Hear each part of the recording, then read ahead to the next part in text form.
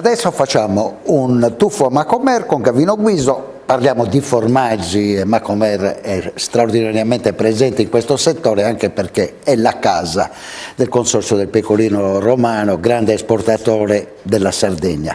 Ma Guiso è protagonista con questa esperienza Sardex. Perché? Perché Guiso ha raccolto sempre la raccomandazione del nonno che gli ha sempre detto: i treni si prendono tutti.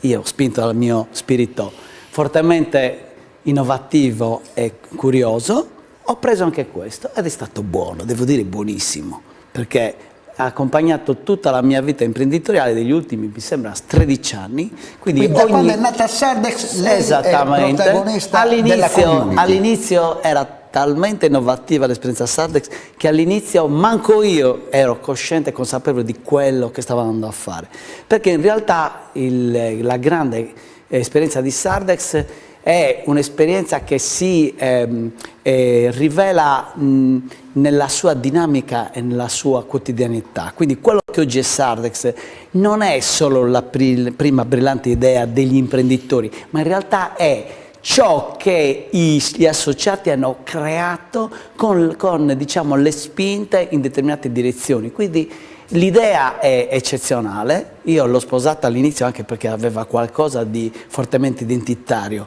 la possibilità per una regione come la Sardegna fortemente penalizzata da un punto di vista bancario di poter avere una grande leva finanziaria che poi si è rivelata anche una leva dal punto di vista del marketing, nella vendita dei prodotti. Tutti i miei prodotti, tutte le aziende che io ho coinvolto vendono i propri prodotti in Sardex, è una leva relazionale lo stesso potente, e quello è il seme, perché poi in realtà le aziende crescono automaticamente quando si relazionano e Sardex mette in relazione aziende che altrimenti non sarebbero entrate in contatto.